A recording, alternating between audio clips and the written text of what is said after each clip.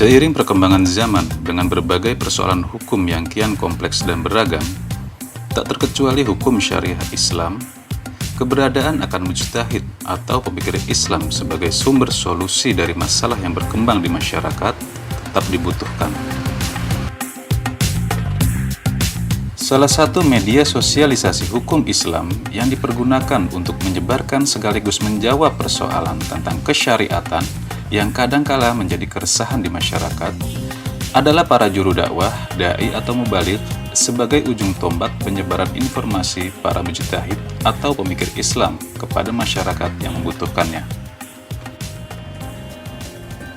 Kami rasa mujtahid di sini betul-betul sangat dibutuhkan dengan kondisi dan situasi masyarakat yang saat ini begitu kompleks, di mana bukan hanya imtak yang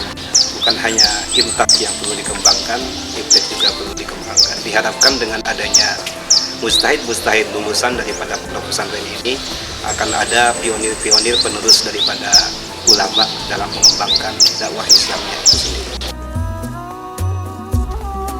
Pesantren sebagai salah satu lembaga pendidikan Islam, sebagai induk yang melahirkan para pemikir semenjak Islam tersebar di negeri ini, mengetahui benar tentang hal tersebut.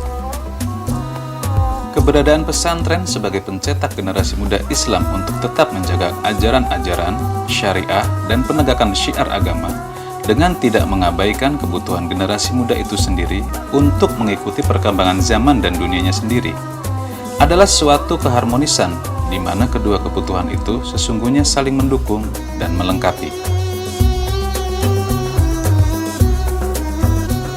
Di satu sisi, sebagai generasi muda, mereka butuh ilmu yang up to date, yang ternyata di kemudian hari mutlak dibutuhkan untuk bekal mengarungi dunianya di masa depan.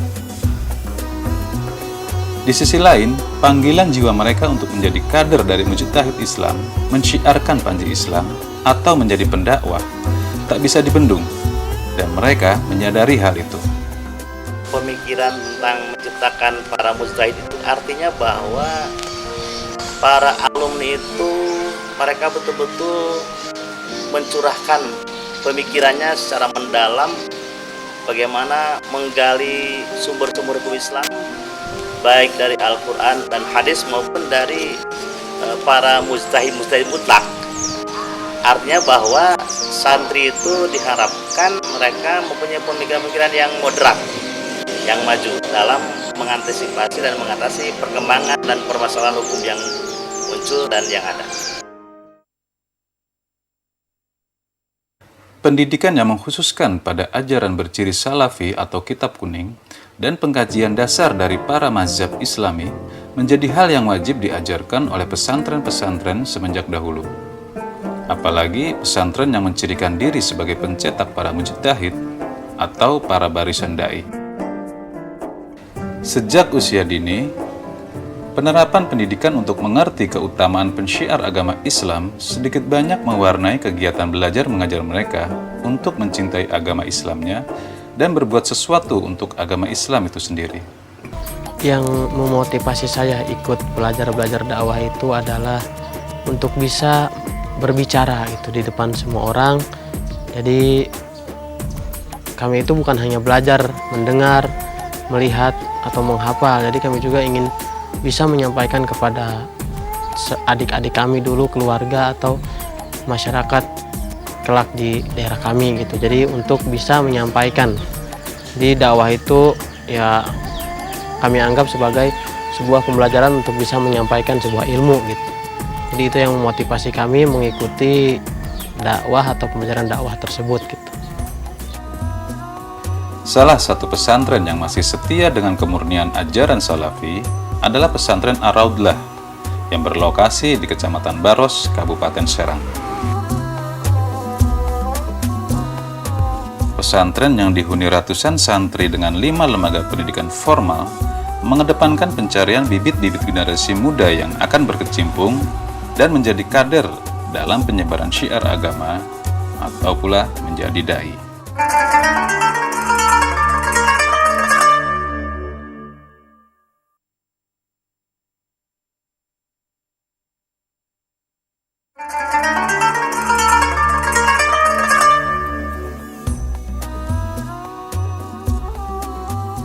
Pesantren yang berdiri di atas lahan 2 hektar ini telah cukup lama berkembang dengan jatuh bangun perjalanan keberadaannya untuk tetap eksis.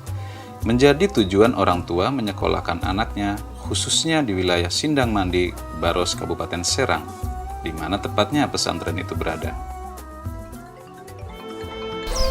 Mengenai sejarah berdirinya Pondok Pesantren Ar-Raudhah Sidadung, Kecamatan Baros, Kabupaten Serang, adalah didirikan oleh Kiai Haji Asnawi Al-Maghfur, dan beliau betul-betul seorang ulama. Kira-kira tahun berdirinya adalah tahun 1948, karena ayahanda sering mengatakan bahwa ketika baru saja berdirinya pesantren itu ada agresi Belanda kedua, maka Kiai Haji Asnawi pun ikut bergerilya bersama TNI berjuang dalam rangka ikut memerangi agresi Belanda kedua. Itulah barangkali sekitar bersejarahnya. Adapun operasional pada saat itu adalah sistem pesantren sistem salafi murni atau katakanlah diniyah ansih. Dan kami sekarang ini adalah generasi ketiga, karena generasi pertama adalah tadi pendirinya Kiai Haji Asnawi, kemudian diteruskan oleh putrana Kiai Haji Ahmad Nasuki Al-Maghfur, dan kami sebagai anak-anaknya merupakan generasi ketiga.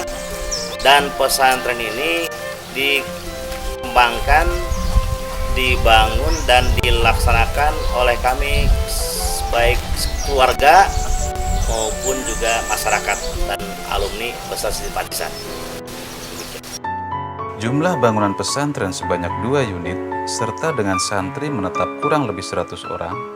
Yayasan Ar-Raudhah ini juga menyelenggarakan lembaga pendidikan umum dari mulai Raudhatul Anfal, Madrasah Ibtidaiyah, Madrasah Sanawiyah, serta Madrasah Aliyah dengan bangunan gedung terpisah dihuni sekitar 500 orang siswa yang ikut dalam pendidikan formal. Dengan fasilitas pendukung pendidikan yang terus dilengkapi sesuai dengan kurikulum pendidikan nasional, serta tuntutan zaman yang mengharuskan para santri menguasai IT dan jaringan internet, juga ada beberapa sarana olahraga dan kepramukaan serta ruang perpustakaan untuk siswa mencari data. Di luar kegiatan formal, beberapa kegiatan eskul yang bernafaskan Islam tradisional semacam rebana, juga sholawat Nabi, menjadi kebanggaan mereka sebagai generasi muslim. Visi pesantren yang sering digaungkan oleh ayahanda kami, yaitu Kiai Haji Ahmad Nasuki Al-Maghfur, beliau sering menguatkan kepada kami sebagai santri adalah mengacu kepada 3 visi. Pertama, santri itu harus arifan di zamani. Artinya santri harus mengetahui situasi perkembangan zaman, termasuk kaitan dengan era globalisasi sekarang ini. Yang kedua, mukbilan fisya'ni. Artinya santri diharapkan harus mampu mandiri menghadapi persoalan-persoalan dan memberikan solusi-solusinya. Yang ketiga, hafizun bil lisani. Artinya santri harus mampu memelihara ucap dan tingkah lakunya sesuai dengan visi dan misi Pondok Pesantren Ar-Raudhah, bahwa santri di sini diharapkan nanti menjadi mujtahid. Tapi sebelumnya perlu kami sampaikan dan kami tegaskan bahwa orientasi kata-kata mujtahid di sini tidak sama dengan yang sekarang sedang beredar, ada teroris dan segala macam ya. Bukan jihad-jihad seperti itu yang kami maksudkan, tetapi arahan daripada mujtahid ini adalah mereka yang berjuang fisabilillah li'ila'i kalimatillah dalam memperjuangkan nilai-nilai Islam. Nah, dan mengenai keberhasilan yang sudah dicapai, sepengetahuan kami alhamdulillah alumni-alumni pondok pesantren ini sudah banyak juga yang mendirikan pesantren-pesantren kecil. Kemudian ada beberapa yang menjadi ustadz di daerahnya masing-masing. Kemudian bahkan secara formal juga banyak alumni-alumni Ar-Raudhah ini yang menduduki posisi-posisi penting seperti kepala desa, kemudian yang lainnya. Dan kami bisa menyampaikan juga bahwa alhamdulillah dengan sarana prasarana yang masih jauh daripada cukup, kemudian metode-metode pembelajaran yang barangkali ada beberapa hal yang masih kuno, tapi di sisi lain alhamdulillah alumni-alumni kami banyak juga yang berhasil dalam segi ekonomi, ya. Dalam segi ekonomi seperti menjadi pegawai negeri, kemudian menjadi kepala sekolah dan yang lainnya.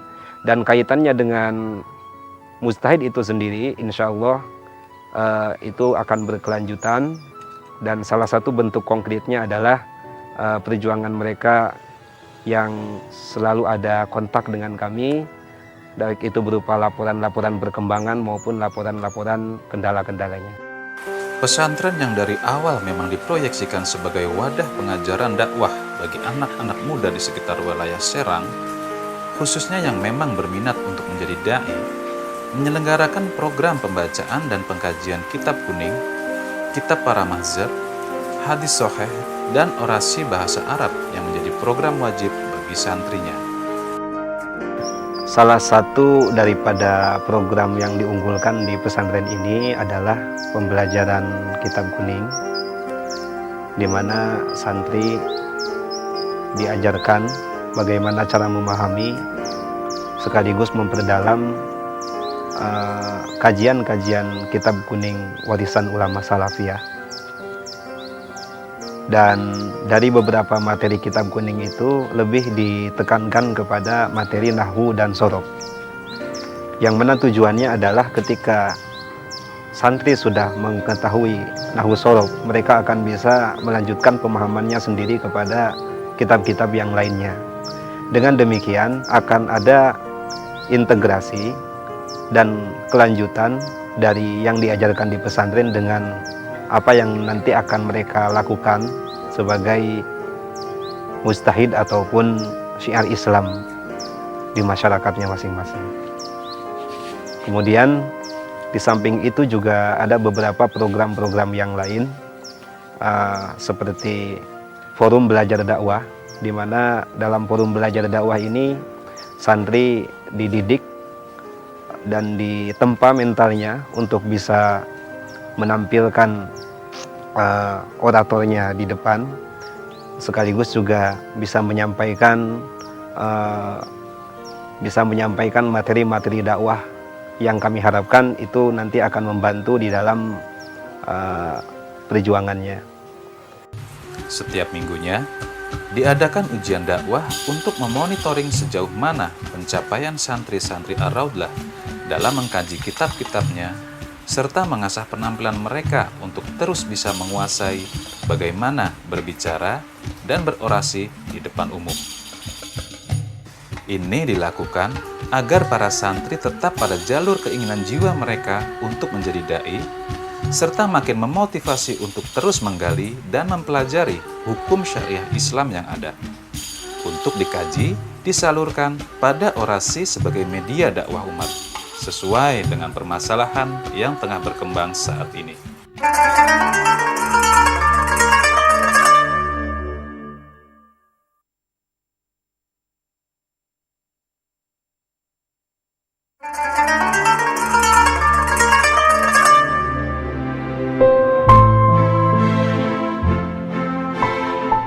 Dengan penerapan pembinaan keseharian secara kekeluargaan, kegiatan para santri dengan pondok terpisah dimulai sejak pukul 4 pagi dengan sholat subuh berjamaah, lalu mengkaji kitab kuning, kemudian kegiatan membersihkan pondok mereka. Barulah para santri itu mempersiapkan diri untuk mengikuti kegiatan sekolah formal sesuai dengan tingkatan dan jurusan kelas masing-masing. Dalam kaitan alhamdulillah sekarang ini karena kita juga adalah memakai kurikulum yang pesantren itu ada seperti salafiyah, dari awal sampai akhir, fikihnya ada, tauhidnya ada, akhlakul karimah, dan juga adalah bahasa Arab yang dinomorsatukan dengan pengetahuan keagamaan qaidah nahwian, sehingga dia mampu membaca kitab kuning yang benar-benar asli menurut pemikirannya, bukan textbook thinking. Jadi bukan membaca lafaz-lafaz yang sudah ada syakalnya. Untuk pembagian waktu, menurut pengamatan saya tidak ada keberatan, tidak ada kendala bagi pengajar ataupun siswa, di mana di situ sudah diatur sedemikian rupa. Kalau di yang sekolah, yang mana waktunya adalah dari mulai jam 7.15 sudah mulai masuk sampai jam 13.45 itu adalah kegiatan khusus sekolah. Kemudian dari jam 14.30 sudah mulai kegiatan pesantren. Selanjutnya adalah dari mulai jam 14 itu adalah semuanya difokuskan kepada kegiatan pesantren. Di antaranya adalah dari jam selesai ba'da asar itu pengajian, ada yang slogan, ada yang bandungan, dan ada bagi tingkat diniyah, yaitu waktunya dibagi ke satu pekan dalam satu pekan itu adalah 5 hari dipakai belajar untuk diniyah, yang kelasnya adalah kelas awaliyah, wusto, dan sampai wusto. Kemudian juga pesantren khususnya situ adalah kegiatannya sampai jam 11 malam, ba'da maghrib seperti baca Al-Quran atau binazor, bulan nyorogan. Kemudian setelah binazor, bagi santri yang sudah mengetahui ataupun di situ mengalami kemajuan dalam ilmu nahwu sorofnya, dia dicoba untuk belajar membaca kitab kuning. Jadi dalam segi pembelajaran bagi siswa ataupun pengajar di sini tidak ada hambatan sama sekali. Pelaksanaan kegiatan sehari-hari santri dimulai jam 4 itu mereka sudah bangun. Mereka sudah bangun, kemudian melaksanakan sholat tahajud. Setelah itu melaksanakan sholat subuh berjamaah. Dan setelah sholat subuh ada pembelajaran kitab dari mulai jam 5 sampai jam 6. Setelah itu mereka istirahat, kemudian masuk ke sekolah, baik yang MI maupun yang MTS maupun yang EBA dengan waktu keluar yang berbeda. Tetapi untuk MI jam 12 sesuai dengan KBM yang sudah ditetapkan, MTS jam 13.10, untuk MA jam 14 atau jam 2. Kemudian setelah itu mereka istirahat, sore harinya ada pengajian tambahan. Kemudian ba'da maghrib biasa jamaah setelah sholat isya dari mulai jam 20 sampai jam 21.30 ada pengajian rutin dengan sistem kelas-kelas sesuai kemampuan santri. Setelah itu mereka istirahat. Dan pembelajaran yang kami tambahkan, pembelajaran kitab juga bukan hanya di pesantren, tetapi di sekolah-sekolah dari mulai MI, MTS, MA itu juga dimasukkan di bagian kurikulum. Dengan keterbatasan sarana yang ada, Pondok Pesantren Ar-Raudlah berharap untuk terus eksis pada tujuan pendirian pondok, yang mana akan terus melahirkan para mujtahid dan pendakwah sebagai kader sosok generasi muda Islam yang peduli dalam menegakkan syariah agama, berguna bagi masyarakat, serta menjadi kebanggaan bagi lingkungan sekitar tempat tinggal mereka. Dengan keterbatasan sarana yang ada, Pondok Pesantren Ar-Raudlah berharap untuk terus eksis pada tujuan pendirian pondok, yang mana akan terus melahirkan para mujtahid dan pendakwah sebagai kader sosok generasi muda Islam yang peduli dalam menegakkan syariah agama, berguna bagi masyarakat, serta menjadi kebanggaan bagi lingkungan sekitar tempat mereka tinggal. Harapan kami tentu saja kami sangat menginginkan para santri baik putra maupun putri yang mengenyam pendidikan di pesantren Ar-Raudlah ini bisa menjadi sosok generasi yang islami, berakhlakul karimah, mempunyai kemampuan imtak dan imtek yang cukup, sehingga mereka diharapkan nanti menjadi menjadi generasi penerus para ulama. Dan kami juga mohon doanya di dalam pelaksanaan pendidikan ini, mudah-mudahan kendala-kendala yang ada bisa diantisipasi, bahkan kami selalu berada dalam keadaan kesehatan dan pelaksanaan bisa lebih ditingkatkan. Mereka itu harus mampu hidup di masyarakat, seperti perempuan mempunyai keahlian juga dalam bikin kerudung-kerudung, motet, tambahan poin di dalam pembelajaran. Di samping memang sampai saat ini kami masih konsis untuk membuat bagaimana perempuan juga ada mampu membaca kitab kuning sehingga menjadi mujtahid, pemikir-pemikir, pemecah masalah yang ada di masyarakat yang banyak sampai saat ini masih terjadi marginalisasi dengan perempuan, dan juga perempuan adalah terjadi juga adalah subordinasi. Jadi yang keluaran Sidadung kurang dan lebih itu adalah menginginkan sesuai dengan misi yang disampaikan oleh pengasuh. Yang pertama adalah mencetak mereka adalah mampu menghadapi masyarakat di mana saja dan kapan saja sesuai dengan yang dikehendaki.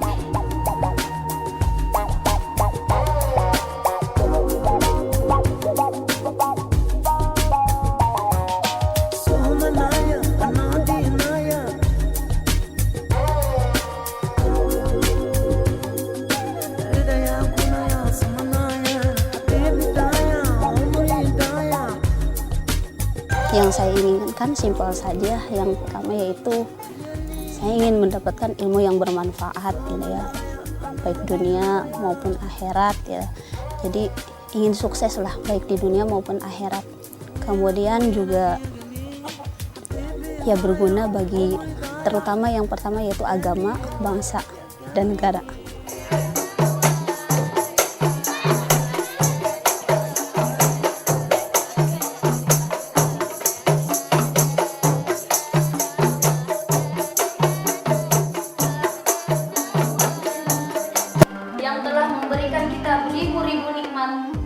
Terutama nikmat iman dan Islam kita. Karena apa? Karena ilmu yang menjadikan mereka tunduk kepada kita. Dengan ilmu